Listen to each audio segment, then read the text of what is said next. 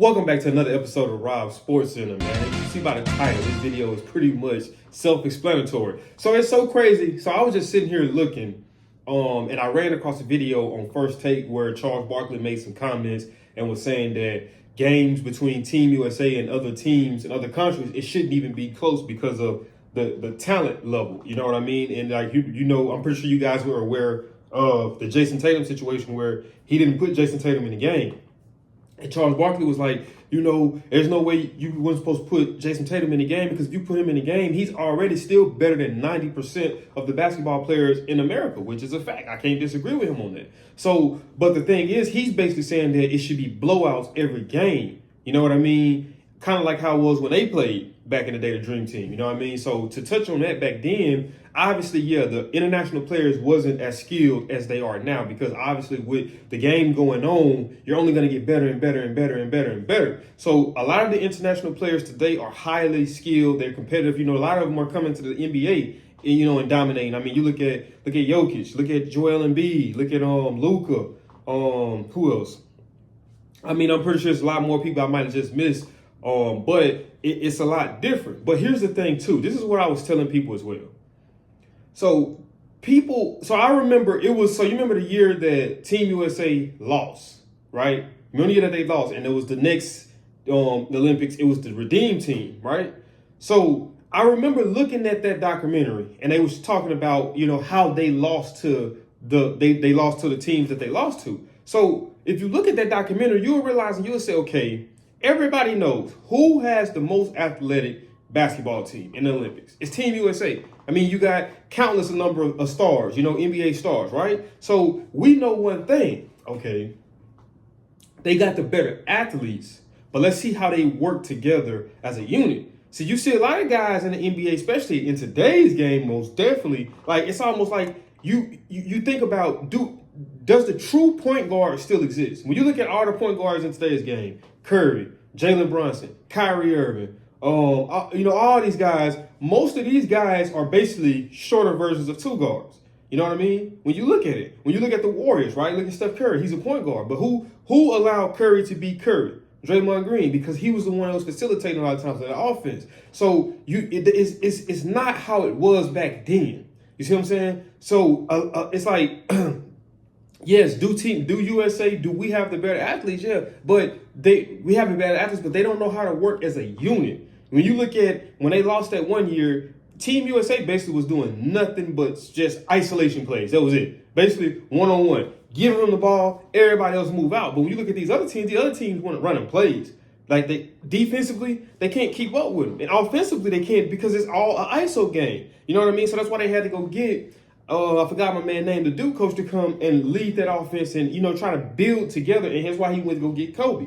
So even when you look at it now, so now we're gonna talk about the most current situation. Like this is a video that I have been wanting to make, right? I've been wanting to make this video. So I had put it in my notes, and just looking at this now, it brought it back to my mind. So this is what I wrote down. So this hit me the other day. I was at my job. I was at work. And I just got to thinking about something. And I put it down in my notes. So I'm big on watching like the wildlife stuff, like the lions, tigers, hyenas, wild dogs. I'm very big on that. And if you notice anything about the lions, right, most people focus on the ferociousness, the aggression, the violence of that lion's brain. Not enough people focus on the level of teamwork that allows the lions to dominate the way they dominate, right? So when you look at the lions, a lot of time, most of the prey that the lion kills to a degree is bigger than them. You know what I mean? Like it is. They might not be stronger than them and tougher than them, but they're bigger than them. If they're able to take down a hippo, that's teamwork because individually they couldn't do it. If they're able to take down a Cape buffalo, that's teamwork because individually they couldn't do it. You know, you see what I'm saying? It's not a lot of animals that they can just take down by themselves individually and have a high success rate with it. So I got to thinking.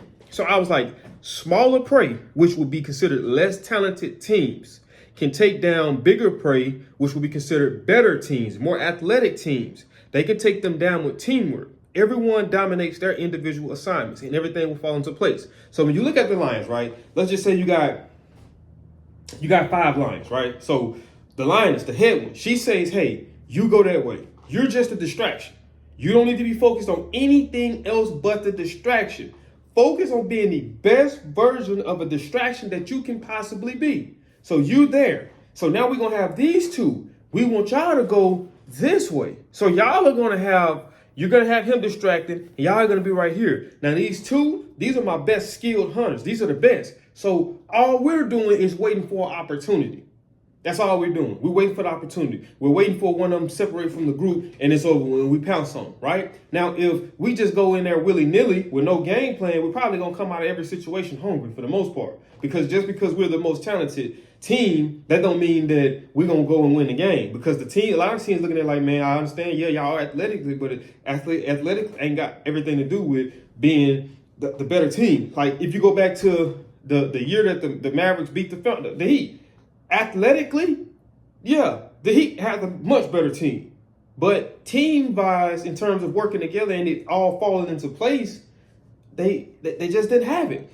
I'm gonna tell you a team that this team has really changed my life and my perspective on sports in a lot of different ways.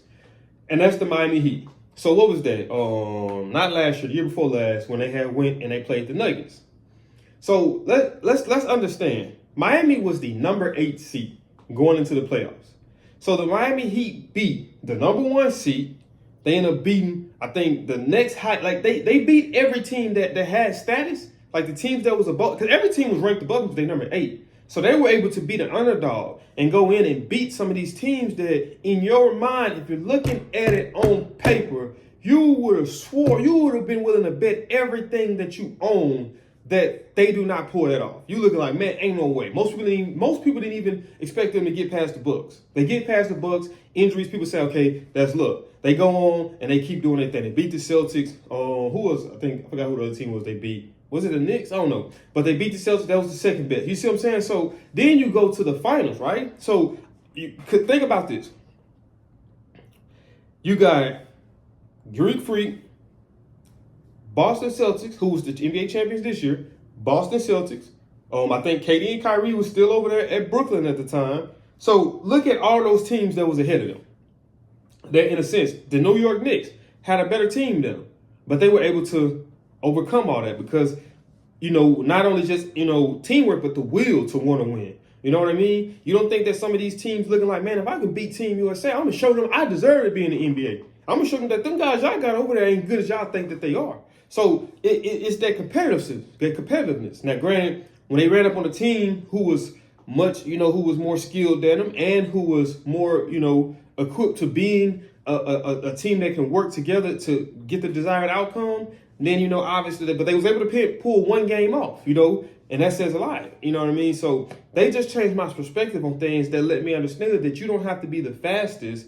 You don't have to be able to jump the highest. You don't have to be able to, have any of those accolades and still be dominant. Another one, too, is the San Antonio Spurs. So for me, I get what Charles Barkley's saying, but he's looking at it from a limited perspective that, realistically, if everything comes together, if they can find the right person, that's why whenever you hear a lot of people talk about their top 5s, you'll hear people say, I put Jordan, Kobe, who else? And I'd be like, bro, but who's going to be the facilitator? Who's going to be the person that's going to lead the offense? Not saying Jordan don't do it, not saying Kobe don't do it, but who's going to be that person for you? You see what I'm saying? So it's like, a lot of this stuff isn't going to work out the way that y'all think it's going to be just because you put big names together. Another one, look at the Patriots in their years of dominance. The Patriots never had the best team athletically.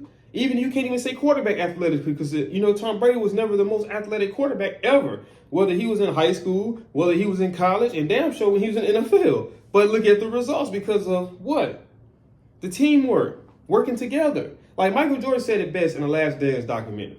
Well, that wasn't The Last Dance. It was an interview I was looking at, and he was just talking about the importance of teamwork. He's like, I believe that everything that we do has to be in benefit for the team. So he's like, as long as we're working together as a team, all those other things will fall into place. You know what I mean? So Mike even said it. But I had been wanting to make this video. I had just forgot all about it up until now.